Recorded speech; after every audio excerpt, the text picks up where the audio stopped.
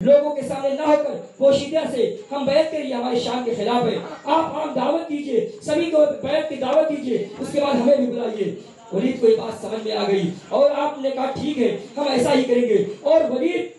اتنا کہنے کے بعد سلام دعا ہوتا ہے، اس کے بعد عبداللہ بن زبیر آگے نکل جاتے ہیں، اس کے بعد دھیرے دھیرے امام حسین رضی اللہ عنہ پیچھے چلتے ہیں۔ اتنے میں مروان ٹپک پڑتا ہے اور کہتا ہے خدا کی قسم اسی وقت ان سے بیعت لے لو نہیں تو انہیں شہید کر دو۔ امام حسین رضی اللہ عنہ سنتے ہیں اور کہتے ہیں ابن زرقہ تو کیا اللہ کے رسول صلی اللہ علیہ وسلم کے اولاد رسول کو قتل کرے گا؟ اے ابن زرقہ، اے کذاب، تو رسول نواسے رسول کو قتل کرے گا؟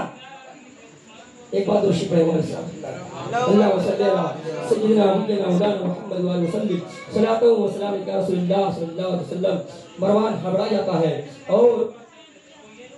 اپنی غلطی پر ندامت ہوتا ہے اور امام حسین رضی اللہ عنہ بھی دروازے سے نکل جاتے ہیں اور عبداللہ بن زبیر رضی اللہ عنہ اسی رات آپ مکہ کو لوٹ جاتے ہیں۔ اور صبح جب ہوتی ہے تو ولید اپنے سپاہی کو بھیجتا ہے کہ جاؤ عبداللہ بن زبیر کو بلا لاؤ، اور ان کے سپاہی دن بھر دوڑتے رہتے ہیں، دوپہر سے دن و شام تک دوڑ کے تلاشتے رہتے ہیں، سب سے پوچھتے رہتے ہیں کہ عبداللہ بن زبیر کہاں ہے، ادھر تلاش کی ادھر تلاش کی، کہیں نام و وجود نہیں۔ اور نہ ملنے پر پھر آتے ولید کے پاس اور کہتے ہیں کہ عبداللہ بن زبیر کہیں نہیں ملے، اور عبداللہ بن زبیر رات ہی کی تاریخ میں بغیر کسی سے بتائے مکہ کو چلے جاتے ہیں۔ امام حسین رضی اللہ عنہ لیکن نہیں جاتے، اور تو ولید چاہے تو شام کے وقت اپنے سپاہی کو امام حسین کے پاس بھیجتا ہے کہ انہیں کو بلا لاؤ، انہیں سے بیعت لیا جائے۔ امام حسین رضی اللہ عنہ کے پاس جب سپاہی پہنچتا ہے آپ کہتے ہیں کہ جا کر کہہ دو اگر موقع ملا تو صبح کو آتے ہیں۔ اس کے بعد سپاہی چلا جاتا ہے اور آپ امام حسین رضی اللہ عنہ حضور اکرم صلی اللہ علیہ وسلم کے مزار اقدس پر جاتے ہیں اور اپنی دکھڑا سناتے ہیں اور کہتے ہیں نانا جان آپ کا میں نواسا تشریف لایا ہوں، اور یہ یزید اپنی بیعت چاہ رہا ہے اور میں یہ نہیں چاہتا کہ میری وجہ سے مدینے کی حرمت پامال ہو، مدینے کے لوگ عزت پامال ہو، اس وجہ سے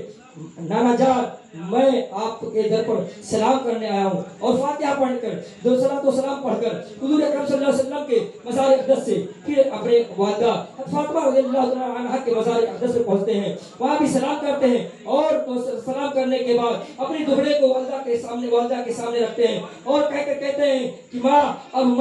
اب جا رہا ہوں، تم سے دور جا رہا ہوں، میں نہیں چاہتا کہ میری وجہ سے مدینے کی عزت پامال ہو، میری وجہ سے یزیدی لشکر اس پر حملہ بولے اور اس یہاں کی عزت پامال ہو، اور میں مکہ کو جا رہا ہوں، یہ میرا آخری سلام ہے۔ اس کے بعد وہاں سلام کرنے کے بعد اپنے اہل بیت کو اکٹھا کرتے ہیں، اپنے قرابت داروں کو اکٹھا کرتے ہیں، اپنے قریبی رشتہ داروں کو اکٹھا کرتے ہیں، اور آپ بھی رات کی تاریکی میں نکل پڑتے ہیں اور مکہ کی سرزمین میں پہنچتے ہیں۔ مکہ کا اس وقت گورنر سعید بن عاص رضی اللہ عنہ تھے، یہ گورنر تھے امیہ خاندان سے، لیکن بڑے نرم دل والے تھے، بڑے نرم دل کے تھے۔ سعید بن عاص رضی اللہ عنہ اگرچہ یزید کی طرف سے گورنر تھے، لیکن امام حسین رضی اللہ عنہ اصحاب کرام پر کبھی بھی دباؤ نہ ڈالا بیعت کے لیے،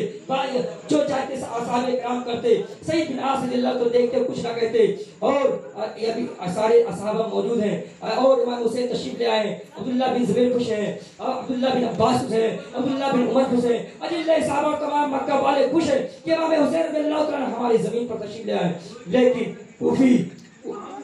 کوفہ سے قریب 1200 خطوں پہ خط لکھ کر بھیجتے رہے کہ آپ کوفہ چلے آئے، ہم آپ کے ہاتھ پر بیعت کرنا چاہتے ہیں، اور اس میں عنوان اس طرح کے ہوتے تھے اے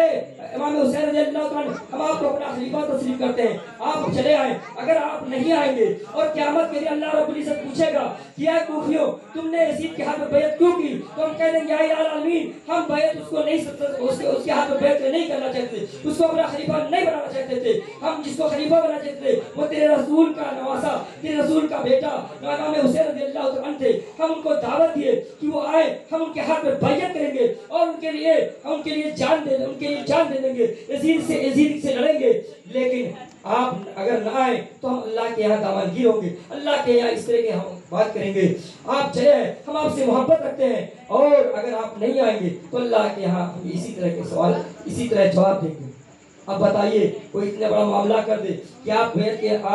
حقدار آپ ہی ہیں، خلافت کے حقدار آپ ہی ہیں، اور یزید فاسق و فاجر ہے، ہم اس کے بعد پہ بیعت نہیں کریں گے، اور اگر ہم نہیں آئیں گے اللہ کے حق پکڑو گی کہ یزید کے حق اپنے بیعت ہوئے، کہوں گا یا العالمین اس کے ظلم و جبر کی وجہ سے، اور جو بیعت کے حقدار تھا، خلیفہ بننے کا حقدار تھا، ہم نے ان کو کہا وہ نہیں آئے۔ یہ خطوط جب اپنے اجل صحابہ کرام رضوان اللہ تعالی مجمعین کو دکھایا تو صحابہ کرام کہتے ہیں ہم کوفی کو بھروسہ نہیں کرتے، کیونکہ کوفی بھروسے کے لائق نہیں ہوتا ہے۔ حضرت علی رضی اللہ تعالیٰ عنہ کے ساتھ کوفیوں نے دغا بازی کی اور ان کو شہادت نصیب ہوئی، اور حضرت امام حسن رضی اللہ تعالیٰ کوفیوں نے دغا بازی کی، زہر دیا اور وہ بھی شہادت کو پائے۔ ہم نہیں چاہتے کہ آپ کے ساتھ ویسا ہی معاملہ ہو۔ یہ جلے صاحب مکہ معظمہ کے صحابہ کرام رضوان اللہ تعالیٰ عنہ کہتے ہیں ہاں جب یہ خطوں کو دیکھے کہا اس خطوں کا جواب کہا جائے گا اللہ کے ہاں، تو صحابہ کرام کہتے ہیں ایک بات ہے، ہماری رائے یہ ہے کہ آپ اپنی جگہ پر کسی کو نائب بنا کر کوفہ بھیجیں، اور جب وہ نائب آپ کا بتائے کہ کوفہ کے معاملات سازگار ہیں، کوفہ کے معاملات بہترین ہیں، تو آپ پھر کوفہ تشریف لے جائیں۔ یہ بات طے ہوئی گئی۔ کہا پھر کس کو بھیجا جائے؟ لوگوں نے قرآن اندازی کی، لوگوں نے رائے مشورہ کیا، اور اس میں نام مسلم بن عقیل رضی اللہ تعالیٰ عنہ کا آیا۔ مسلم بن عقیل رضی اللہ عنہ جب یہ سنے کہ میرا نام قرآن اندازی میں، آپ بہت خوش ہوئے، اور آپ نے اللہ کا شکریہ ادا کیا، اور امام حسین رضی اللہ تعالیٰ عنہ سے کہا کہ آپ ہمیں بھیجیں، انشاءاللہ میں پورے کام کو صحیح طریقے پر انجام دوں کر واپس آؤں گا۔ اور اتنا کہہ کر آپ اپنی بیٹی کے پاس آتے ہیں، ان کی بیٹی کا بھی نام سکینہ ہے، اور اس سے کہتے ہیں بیٹی تم چچا جان امام حسین رضی اللہ عنہ کے پاس رہو اور ان کے ساتھ رہنا، میں بڑے مشن کے لیے جا رہا ہوں، پھر انشاءاللہ میں زندگی تو واپس آؤں گا اور پھر ملاقات ہوگی۔ اور اپنے دو صاحبزادے ابراہیم اور محمد کو ساتھ میں لیتے ہیں اور کوفہ کے لیے روانہ ہو جاتے ہیں۔ کوفہ کی دھرتی پر جب پہنچتے ہیں، مختار سبکی کے دولت کھانے پر آپ ٹھہرتے ہیں۔ مختار سبکی کے دولت کھانے پر ایک دن روایتوں میں ہے کہ 12,000